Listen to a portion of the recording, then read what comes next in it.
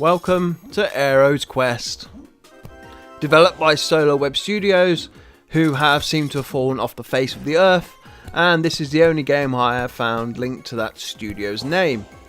We have an action, puzzle, indie thing going on here, released on the 8th of June 2015. Again, this little bugger has been hiding in my Steam library since I acquired it some time ago. I tried to check it out when I got the key given to me, however the game wouldn't even boot up back then. So while wading through my library this time around, I found this one. I decided to fire up to see if it indeed now worked. If not, I was just going to bin it for eternity. This time it started up with no real initial problems. Hooray for that, I guess. This game does work with a control pad. However, it felt sluggish and near non-responsive compared to the keyboard counterpart. And even then at times I wanted to smash my beautiful Rocket due to how bloody terrible the controls can be at times. So the game objective is basically get to the girl in the cage while avoiding anything that looks like it will kill you. This will involve you finding all of the pressure plates in a level, turn them on by walking over them so they light up green. Once this happens, the gate opens and you simply run over to her to start the next level. Simple enough. The game has a few issues which I will talk about now, and it's a shame it has so many issues because otherwise, for a studio's, well, what I can believe to be its first project, it's a clever platformer, and some of the problems just make the game either unenjoyable or they are just simply game breaking. Firstly, a problem I already mentioned, which is the control system. What a complete crapfest this turned up to be. I tried with the keyboard first, which was okay. It was pretty average until later levels where you had to jump and time those jumps to near perfection, otherwise you would die. So I tried my good old 360 pad to see if it was any better suited for this. No, it wasn't. It was in fact worse. The controls at times on both keyboard or gamepad, well, they feel like they're putting up a bit of resistance to input at times. Quite sluggish at times really, which is pretty crappy for a game like this where it's all about jumping and speed. Secondly, this is a minor gripe, but there's no bloody checkpoint system, and some of the later levels are just a complete bastard to get through.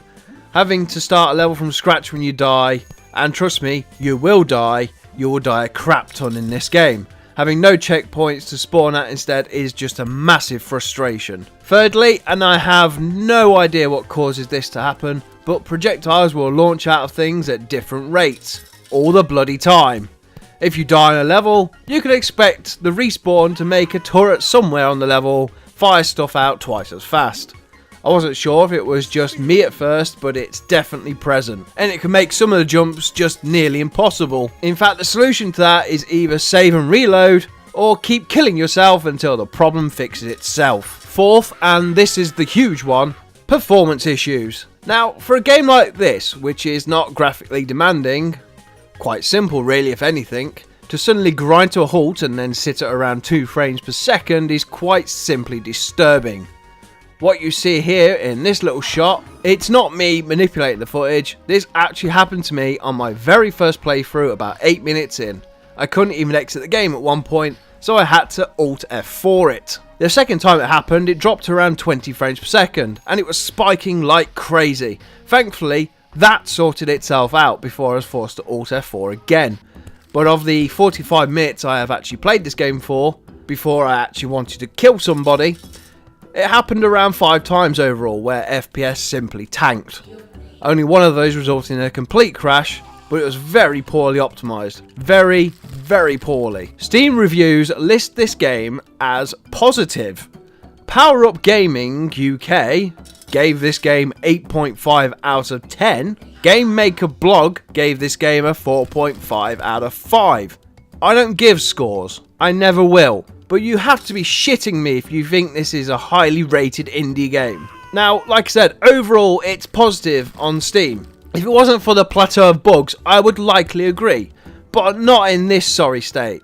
It's just far too buggy and there's too many problems with this title. Okay, it now boots up compared to when I got the key around 2 years ago. That's great. but there's far too many game breaking problems with this one. You can grab this on Steam right now for £3.99 and it's currently buggy state. I simply can't recommend this one, and to me that's a massive bloody shame. Lately I have championed indie titles and tried to give them more exposure due to the fact that so-called bigger titles, or the AAA titles, are all the same these days. There's nothing new or exciting most of the time with them. Indie games show a certain flair for being new and exciting. This game had potential as a fun but very challenging platform puzzler, but it's so broken in its current state that to put something on my do not recommend list from an indie developer really does irk me somewhat. Sadly, there will be no link to the dev's website. That's simply because I can't bloody find it. So the link's down there to find it on Steam and give it a shot if you so please. Let's hope I find a gem in my next venture into the crypts of my Steam library. I wish I could play this one a bit more. At least it has Steam trading cards, I guess. That's all for this one. I guess I'll see you again next time.